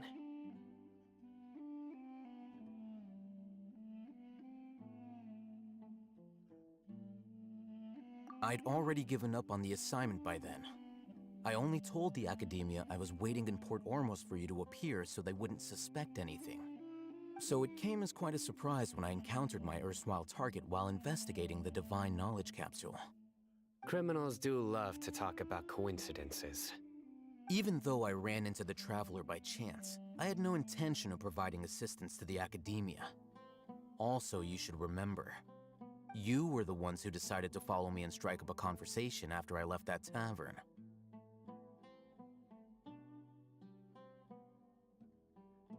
that's true.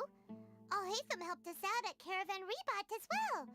Maybe he's telling the truth. I'm willing to apologize if that's worth anything to you.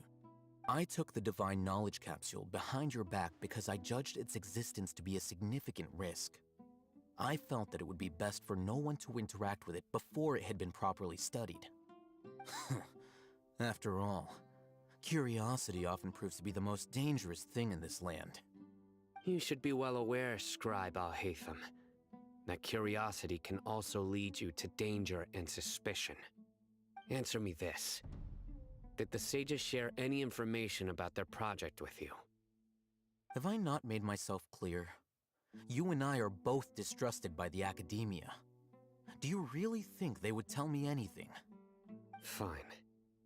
Although you haven't completely proven your innocence, I won't regard you as an enemy, for now. As you wish. Good. I'm glad to see you two clearing up your misunderstandings. And now you, Dia. I believe it's your turn. Oh, sorry. Whatever the boys were talking about must have been so boring that I spaced out.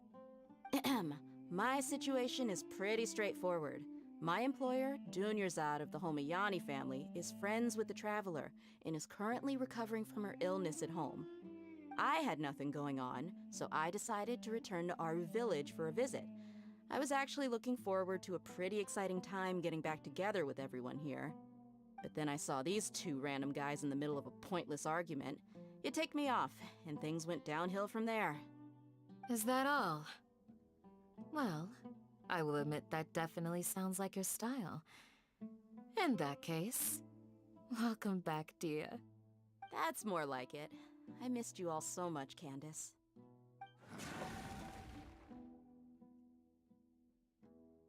Whoa! What was that sound? No need to worry. Now that you're no longer at each other's throats, please make yourselves at home. I'll take a quick trip outside to clear out some of those creatures in the sandstorm. Creatures? In the sandstorm? Are you sure you don't want some backup? Fighting in a sandstorm is not for the faint-hearted. Anyone without extensive training in these conditions is at a disadvantage. You needn't worry. Yeah, just leave him to Candace. Don't worry, she's as tough as they come.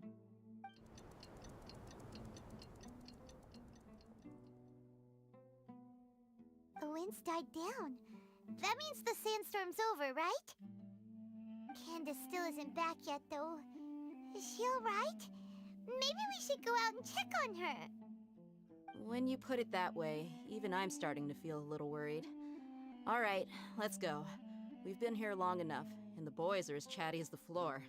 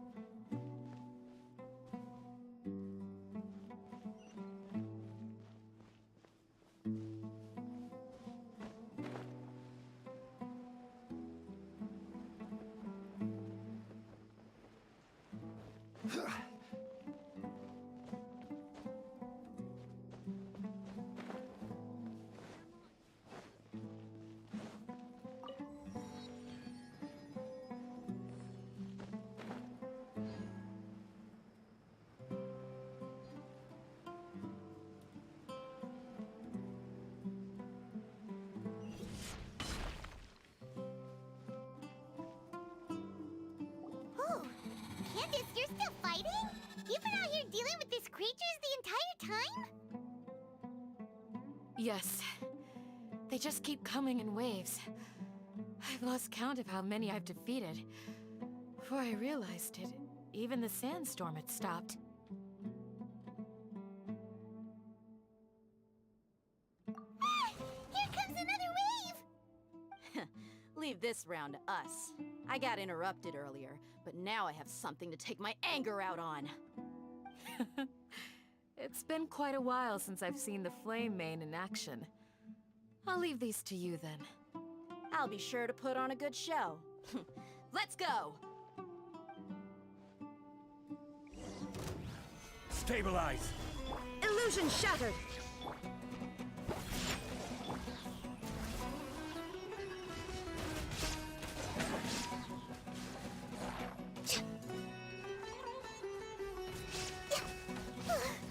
Here comes another wave! When are they ever gonna let up? Think you can bully me? There is no escape!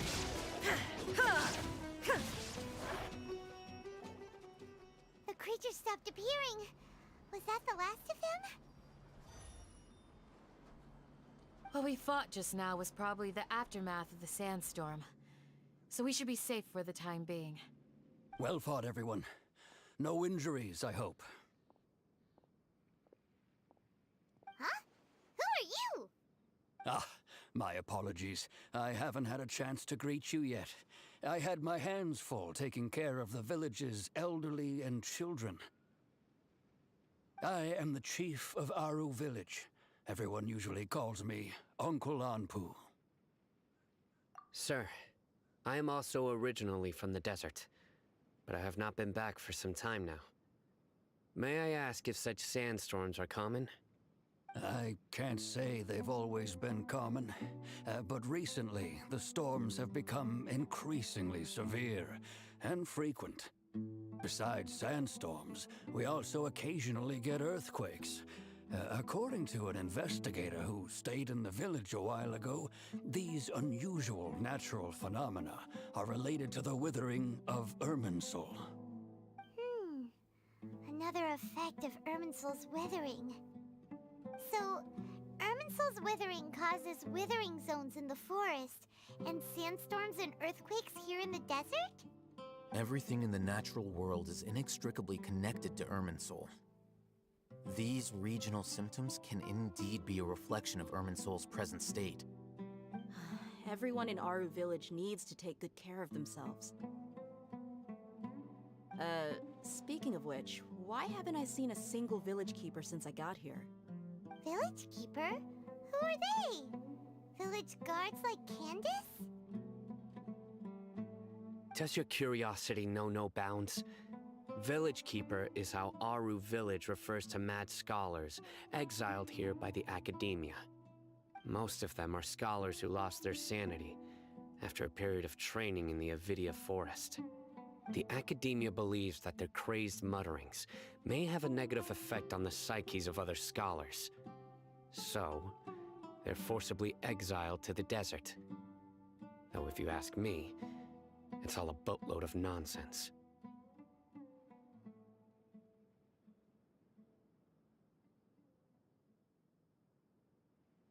Alas, that's exactly what we've been trying to investigate. One by one, the village keepers have been mysteriously disappearing without a trace.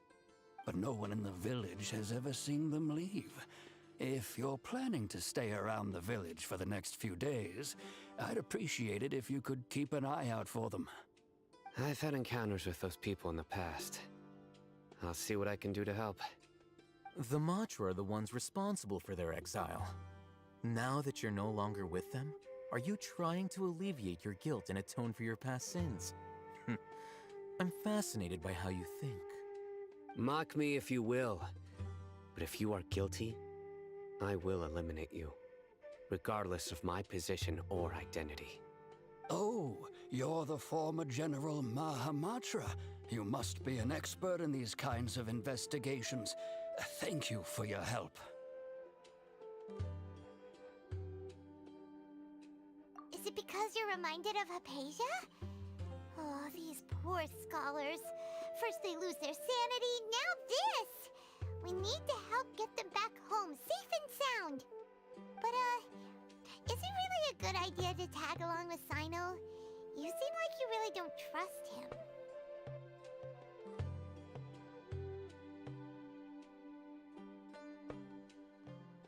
I'll be grateful for the assistance. No doubt you will do a better job than some of my former subordinates. Let's start by finding a spot to share what we know so far.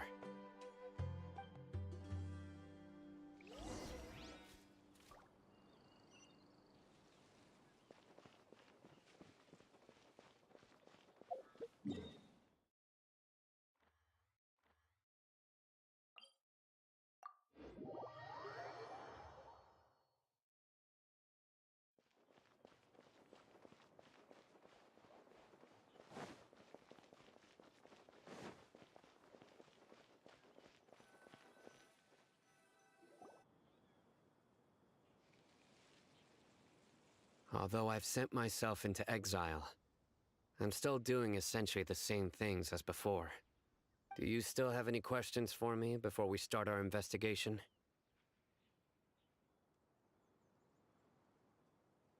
One of my former subordinates told me that this title has its origins in a strange incident. The Academia has long exiled mad scholars to Aru Village. A mysterious phenomenon exists here. When mad scholars first arrive, they are as incoherent and deranged as before. But after spending some time here, they invariably begin to calm down. Initially, the people of Aru Village greatly resented having to take in the mad scholars. But Aru Village was struck by the strongest earthquake in living memory. Seeing buildings on the verge of collapse all around him, the then chief of the village was preparing to take everyone to safety. Suddenly, he noticed a mad scholar crouching in a corner, caressing the ground with his hands. A soft, green light radiated from him, like a divine glow against the backdrop of night. Despite the powerful tremors that ripped through the ground that night, all the houses remained upright, almost as if they had grown roots reaching deep into the ground. In the end, not a single building collapsed, and no one was hurt. After that, the people of Aru Village treated the mad scholars with greater kindness, and began to refer to them as the village keepers. A soft green light? A mad scholar protecting Aru Village? What do you make of it, Traveler? Paimon thinks so too. Actually, Sino, do you know if any of the mad scholars continued to wear their Akasha terminals at Aru Village? In theory, they would continue wearing them so the Academia could still monitor their activities. With that said, the main Akasha system would no longer have any interaction with them. Oh, no wonder! Everything makes sense then! Add in the fact that they calmed down, it was probably Nahida who calmed them. If you are able to draw a conclusion from this one story alone, then it appears you possess much more information than I do. So, what do you make of the story?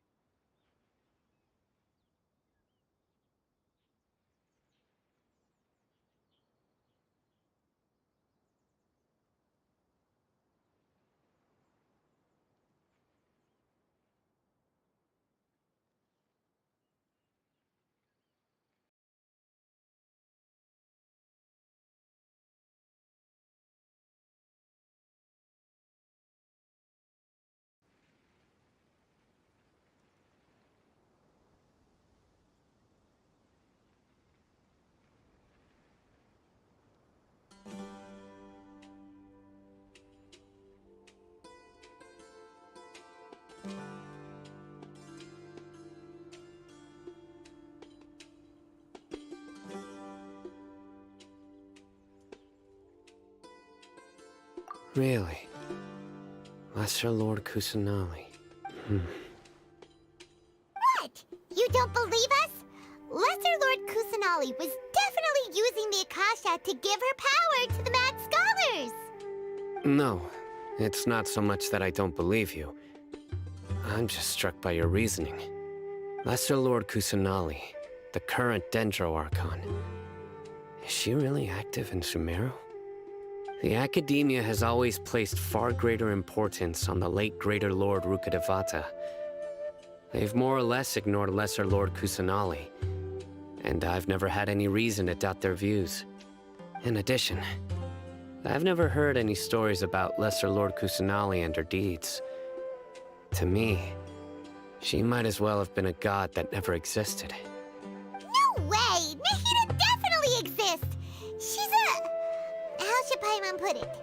She's a good Archon who's kind and wise, even if she says weird stuff sometimes.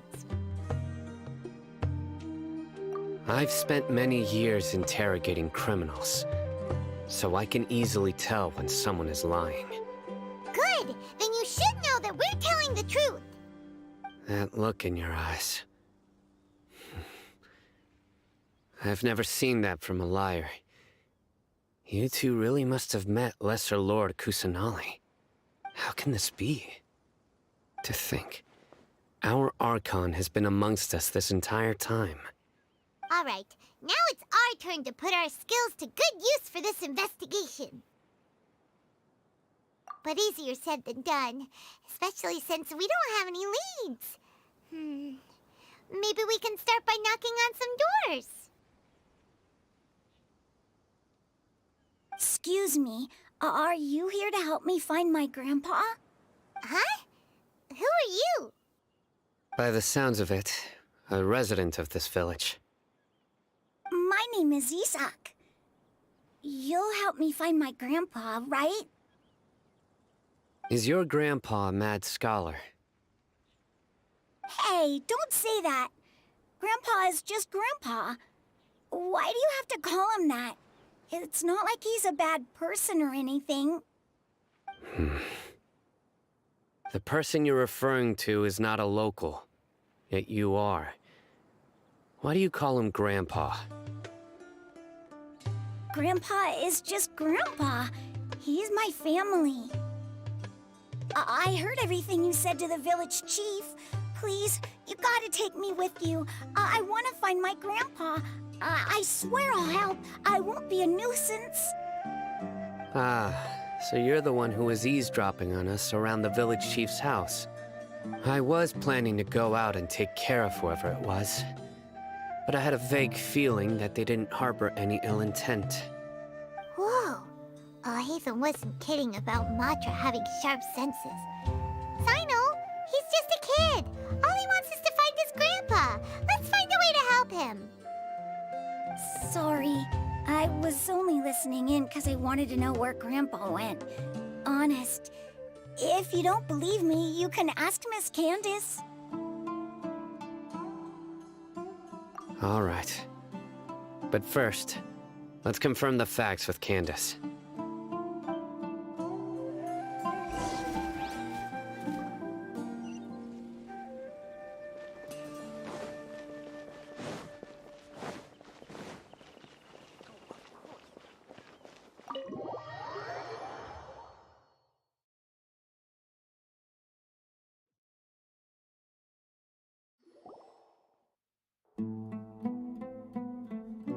Sino is super vigilant. Is this what all the Matra are like? Ah, you're back already. We just wanted to confirm something with you. Do you know a boy by the name of Isak? I had a feeling he'd go looking for you. Huh? You knew this would happen? Yes. Although he tried his best to stay hidden, I still noticed him eavesdropping outside the window. He really wants to get his grandfather back. Isak's parents were both Aramite mercenaries who rarely returned to the village after finding employment in the city. He was raised by his grandfather.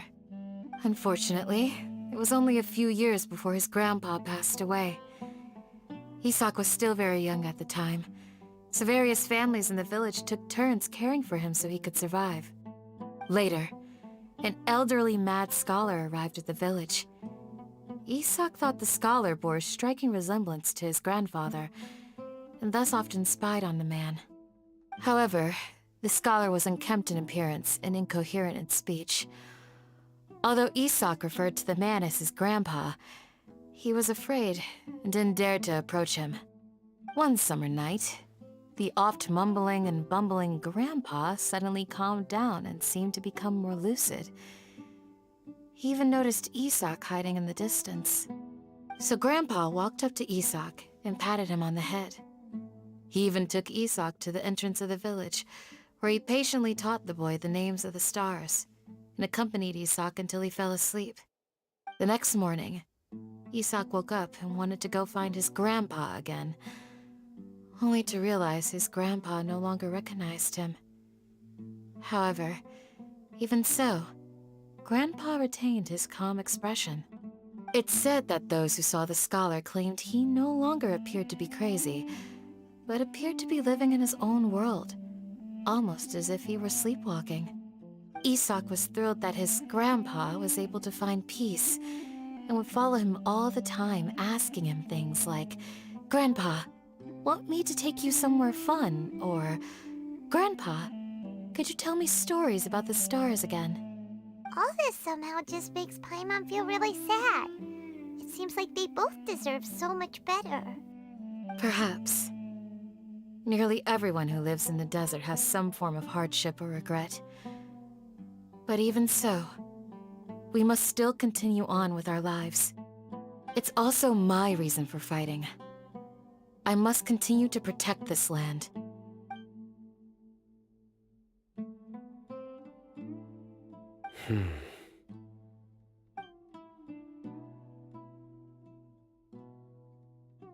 Maybe the people have always had a considerate god watching over them. Huh? What did you say, Sino? No, nothing. As long as Isak keeps his word and doesn't get in our way, we can take him along.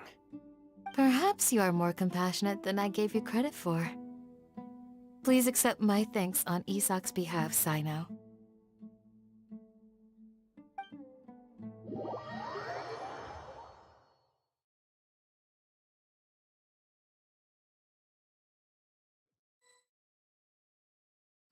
Hey, Isak! Oh, it's you guys! We've cleared everything up. Let's go find your grandpa. Really? Wow! Thank you so much! Yeah! All right. Let's ask the local residents some questions first.